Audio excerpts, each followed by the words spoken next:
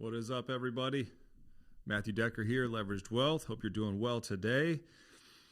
I'm going to do more of these live streams, and I'm excited to do them. We're going to do it in a two-part live stream today where we're going to go through a product review here live while I kind of get my iPad here situated so that I can share my screen. So we're going to do a product review live, and that is going to be well, I guess we'll save the product for a little bit here, but we'll do a product review live, and it's going to be hitting the highlights of this particular index universal life insurance product. And then once we do that, I'm going to shut down this live stream, and I'm going to be going live again for our members only section, where we'll go into a little bit more detail. And if some of the members have specific questions about this product, they can certainly ask me there. I may take questions here on our live just from anybody. Depends on what they are. No trap questions. And if it's a trap question, I'll just call it out as a trap. It's a trap. But yeah, so part one, we'll go live here today. We'll go through a index universal life insurance policy that we've been seeing quite a bit of. And then once we get through that, we'll shut down this live stream. We'll fire up the members only live stream and go through that as well. So without further ado, the policy that we're going to be going through here today is going to be a nationwide new heights indexed universal life insurance policy. And I'm going to go ahead and share my screen here. Let's make sure that that works. It sure does. Throw my picture in the corner. There I am. Cool. Can you see what I'm writing? You sure can. Everything works flawlessly. Amazing. So we're going to go through this nationwide new heights product in pretty good detail. We're going to save some of the detail for the members only section. But the reason that we're going through this today is because this is a relatively unique product in terms of how it is accessible or who you can get it through. It's a limited distribution product, which simply means not everybody has access to it. And because of that, because not everybody has access to it, there are some nuances and maybe some lesser known, I'll call them pitfalls with this particular product that not very many people talk about. So what we're going to do is just go through this illustration kind of step by step. Again, this is the nationwide new heights product. We'll go through this one step at a time, and we'll go ahead and kind of pick it apart piece by piece here live. I haven't looked through this. I don't have any notes. And so we're just going to walk through it the way that I would walk through it with the client. So these first several pages, just a lot of, generic, how your policy works. Don't really care about that. Here's how it credits. Don't really care about that either. What we really want to know is, what are the gotchas? What are the things in this product that make it unique? And so we get down to our narrative summary here. And here's what you need to know about any life insurance policy. Just a few key things. Okay, I don't care if it's an index policy. I don't care if it's a whole life insurance policy, a variable universal life insurance contract. It doesn't matter what it is. Stick with me. It doesn't matter. All of these life insurance policies, by their very nature, are going to be less than ideal short-term vehicles. Less than ideal short-term vehicles. So before we get into some of the nitty-gritty, you just should know that if you're being positioned to this product or a product like this for some kind of short-term holding strategy, some short-term accumulation strategy, you should just know that that's probably not the best case for this product line in general. Whole life, index life, variable life, universal life, doesn't matter. That goes for all of them. If you're looking more for a medium to long-term vehicle, that is a little bit different investment flavor than your standard stock and bond asset allocation model, and you're looking for tax advantaged dollars. Okay, then you're in the ballpark, right? At least you're in the ballpark. Let's get to the product. So nationwide new heights index UL accumulator 2020. And the first thing I'll just note here, we're looking at this fixed interest strategy. All of these index universal life insurance policies are going to have a fixed account. That fixed account is going to change every single year. It's called an annually declared rate. They tell you what the rate is at the beginning of the year, and you get to decide if you want that rate or not. If you don't want the fixed rate, they take those dollars that they were already promising to pay you, and then they say, okay, well, what do we do with these then? Because we have to pay you this fixed rate. In this case, currently it's 2.75%. Actually, this illustration maybe is not quite up to date. I don't know if it's still 2.75%, but as of the running of this illustration, it was 2.75%. Doesn't matter. 2.75%. It can go as low as 1%. It's a 1% guarantee. So what they're saying is, hey, right now it's 2.75%. It can go as low as 1%. If you choose the fixed rate, we pay you $275, and your year is done. $275. Or you don't want the fixed rate, and then they have to go hedge for you. This is an indexed product, so they're going to go put that 2.75% fixed rate. They're going to put it into a hedge somewhere, and you're going to get however that hedge performs. That's what your rate of return is going to be, however the hedge performs. We'll go into more detail on that later. But what I do want to point out is in terms of the fixed rate environment that exists, this is an extremely low fixed rate. You can get a better, fixed rate, a better annually declared rate in a whole life insurance policy that has maybe a 3% guarantee. In fact, there's probably a couple whole life insurance policies that have a better guarantee than 2.75. So right out of the gate, I see a fixed rate like this, and I know, probably not a cash accumulation king here. But let's continue. Just moving past the narrative summary, we get to the allocations. Now, you want to evaluate any indexed universal life insurance policy, and you want to do a thorough, good job. You have to look at the allocation options that are present on the policy. Maybe that goes without saying, but my gosh, you would just be, maybe you wouldn't be, but I'm shocked at how many people, reach out to us looking for either a policy review or just looking for somebody to give them good information on these policies and see whether or not it's a fit for their current situation. And not a lot of thought or time has gone into looking over the index allocations of, whatever product or policy they may have been positioned. And you just have to do that. And it's very easy to do on your own. I'm going to simplify it here for you today. And we've done this before, but we'll do it again here today. We'll do it live.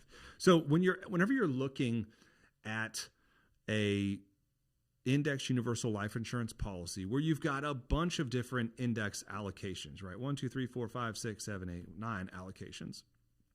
Is that right? 1, 2, 3, 4, 5, 6, 7, 8. Miscounted. It's hard to do counting on a live stream. So whenever you look at a policy that's got all these different index allocations available, the first thing I'm going to encourage you to do is to key in on the S&P index. The 1-year capped S&P index. That's really where I want you to focus, because in all scenarios, all these other accounts down here, these are all unproven, untested, relatively new, not much of a track record index options. Now, that doesn't mean they're not going to work, but it certainly means that if they don't work, the only index here that does have a track record is going to be the S&P. So that's going to be your automatic fallback position. It's your fallback index if something goes wrong. And so, it's important to have a really good S&P 1-year point-to-point index. So let's look at it. There's a bunch here that just is concerning. So number one, we've got this floor rate. What is the floor rate? Well, the floor rate is the worst that you can do on a year-by-year basis. And you'll notice that right now the floor is 50 basis points, a half of a percentage point, yet they can drop that to 0%. So to me, the fact that they currently have a floor, but they can drop it to 0, I'm pretty much counting on the floor being 0 if that's the case, because it's, they're not out to do you favors. That's not how any of these companies operate, right? They're out to make money, and you can make money with them, but they're not out to do you any favors. So floor rate, 50 basis points, 0, it can go to 0. I consider that to be essentially 0. Cap rate, all right, so that's the amount of money, or rather the top line return that you can lock in on this 1-year S&P index. A lot of people think, so that means if the index is going to do, a 20% rate of return, if the index does a 20% rate of return, that means I get 9 and the company gets 11. And that's not how it works. It's not how it works at all. Couldn't be further from the truth. No, what it means is, we talked about that fixed rate earlier in the conversation, 2.75%. It means with the fixed rate funds that they have available, the most that they can afford to purchase in the form of a cap, a 1-year return, the most that they can buy is a 9% rate of return. That's what they can buy with the budget that they have. If they had a bigger budget, they'd buy a higher cap. They can't buy a higher cap. There is no return above 9%. If you talk about just the S&P index and all the other companies that are out there that exist, the S&P index, you need a much higher cap than this. 9% is really low compared to the rest of the industry and what's out there and available today. So this would be a really low fallback S&P index. Moving on, we have the 100% participation rate. That is pretty standard, nothing to speak of there. There is no spread. Great, don't have to worry about that. There's no charge for the index. So index interest strategy charge rate 0%. We have our maximum illustrated rate 5.91. Okay, so that's fine. It's a bad fallback S&P index. That's pretty much going to color the rest of my analysis of all these different options. With a bad S&P account, do any of the others matter? I mean, I guess if you really just believe in the 1-year Zebra Edge Index that was established on 10/11 of 2016, so it has a 6 to 7 year track record.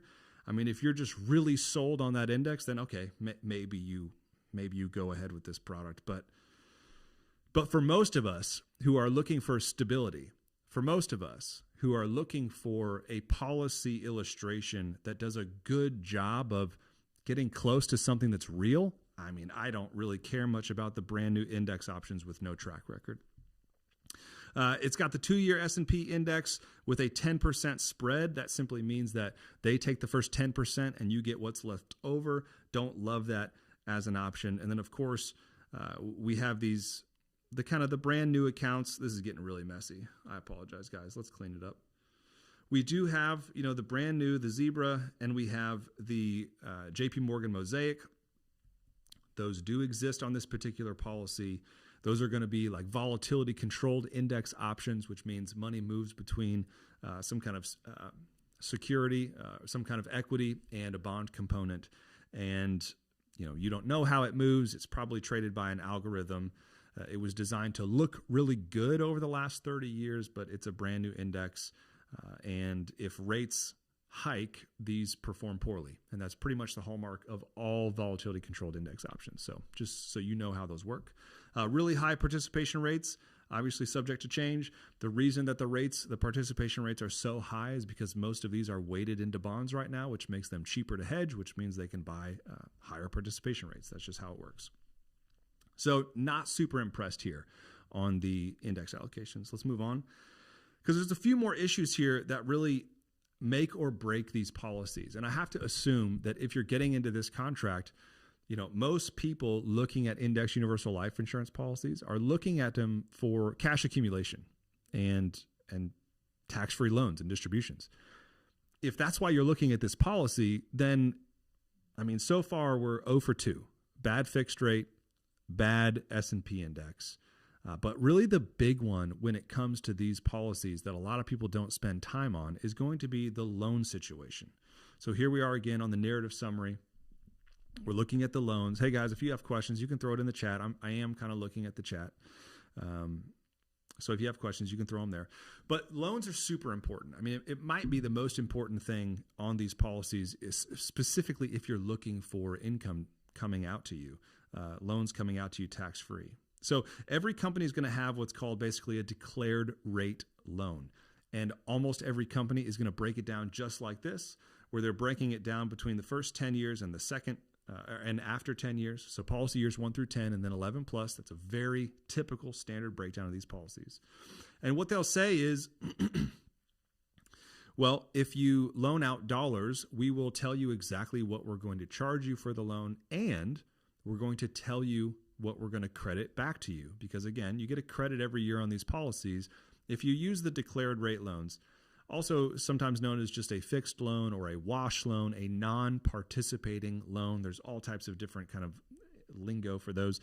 If you use one of those, you do not get the index credit on your loan value. You get whatever credit they tell you you're going to get, and they tell you right here. In the first 10 years, they're going to charge you 3.9. That's what they're going to charge you in the first 10 years to take that non-participating loan. If you start taking a loan after the 11th year, they're going to charge you 3% currently, but they can still charge you up to 3.9. I mean, that's the guarantee. So the guarantee is up to 3.9% charge. What they're going to credit back, the loan portion of the accumulated value, will be credited interest at the following rates. Well, currently they're going to credit you back 3, but they only have to credit as much as 1. So from just a high level overview of this particular policy, you don't actually have a wash loan here. And that is pretty unique in this industry. Almost every reputable company offers a true wash loan. If it was a true wash loan, it would look, well, let's clean it up. It would look something like this. We'll do it off to the side. They'll say, currently we're charging you 3%. The guaranteed charge is also 3%. And if you take loans in year 11 plus, what we're going to credit you back in years 11 plus is 3%. So we'll charge you 3 and credit you 3, and those two numbers cancel each other out. Pretty simple. That's a wash loan. Almost every company has a wash loan nationwide in this new Heights policy. Does not even have a wash loan. They're actually, on the guaranteed scale, they can charge you 3.9 and credit you back 1. You're underwater 2.9 on the guaranteed scale. Companies also have what's called participating loans. Nationwide calls them alternate loans. And what an alternate loan says is we're going to charge you some interest rate for the money that you take out, but you're still going to get your indexed credit, whatever that credit may be. If your credit is, a 10% rate of return, well, then you're probably going to make money on your loan value. If your credit is 0 in that year, well, then your loan's going to increase by whatever the rate is. We'll get to that. But your value is not going to increase with it. So that's an alternate policy loan. They're riskier than the wash loans and the fixed loans. But this one in particular is, I would say, on the riskier end of participating loans, because they're going to charge you interest subject to the following. Well, currently they're charging you a 5% loan rate, 5%, but you're still going to get your index credit. So whatever the index performs at, they're going to charge you 5. If you get a 6% credit, they credit you back 6 on the full value. So in that situation, the loan is actually making you money. It's called positive arbitrage, and from time to time that happens. But it's not guaranteed to be 5%, right? Just like our participating loan has current values and guaranteed values, or our wash loan rather, our non-wash loan, our declared rate loan. The alternative policy loan does the same thing. They say, well, right now we're going to charge you 5, but we can charge you as much as 8. And it doesn't take much of a math genius to realize that 8 is much larger than 5. And why does that matter? Well, let's go back to our index ledger here. Pray tell, someone out there, tell me, what is the likelihood that our S&P account credits above an 8% return, if that's the maximum loan rate, on average, if it has a 9% cap? What's the likelihood that we're able to average more than 8 if we have a 9% cap on our S&P? I'll wait. I will wait for one of you to tell me. You're all probably yelling at the screen. Of course, it's not likely. I mean, I would say it's probably impossible to average 8 or better if your cap is 9. And so this particular product becomes really risky when you start talking about going to maximum loan charges and having to use the S&P index if the other accounts don't work for you. It's a huge issue. In my mind, this is probably the most overlooked issue, and that would be the idea of variable loan rates being forecasted at some low number but having the ability to go higher. And you're looking at income projections thinking that, those are relatively stable. And yet if your loan rate goes from 5 to 8, your income numbers are decimated in this product. I mean, they may go to near zero pretty quickly. So that's a huge issue on this product. That would have me, that right there, this by itself, just the reality of no wash loans and a participating loan where the max charge is 1% away from the S&P cap. You're not using this for cash accumulation and income, I can tell you that much. You're not using this for cash accumulation and income unless it's the only product you saw and you didn't know that other products were available. And if that's the case, then I can totally understand why you would be looking at this policy. And, shame on the person who's helping you wade through all the garbage. They should know better and they should be showing you better options. If your goal is max cash accumulation and income, then this isn't the product. Does that mean it's a bad product for cash accumulation and income? Yeah, I would say that's what it means. But let's keep going. There's a few more things I want to touch on, and then we'll shut this down and we'll go over to the members only area.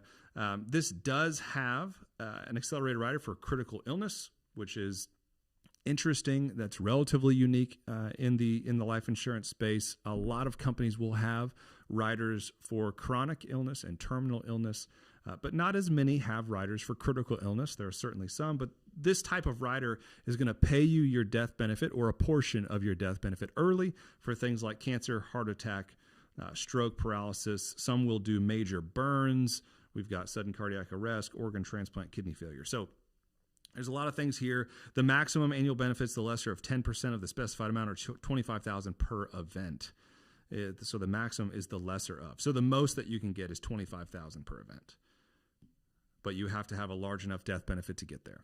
So $25,000 is the most for these, and you can do a maximum of 5 claims. So, you're not getting rich off of this rider, but, I guess you'd rather have it than not have it, assuming that the product, aside from the rider, was going to fulfill your needs and do what you wanted it to do. Let's just look through this real quick. So here's our ledger. We're paying, $3,000 going in. We've got a $250,000 death benefit. Our guideline annual premium is $11,000, and we're only paying $3,000. So on top of this being not a great policy, this is a poor design for cash accumulation and income. Our death benefit is much higher than it actually needs to be in order to support this premium schedule, which means you're paying fees for something that you don't necessarily maybe need. You can probably get a term policy if you need death benefit for much cheaper. If you want cash accumulation, you want to be paying much closer to this guideline annual number if possible. And even when we go here, we're showing a 7.15% rate of return, and we have a $0 cash surrender value until year 3. And that's the story right there. So this is the Nationwide New Heights policy. I would tell you that, if you are looking at one of these contracts for, let's turn this off real quick and let's go back here.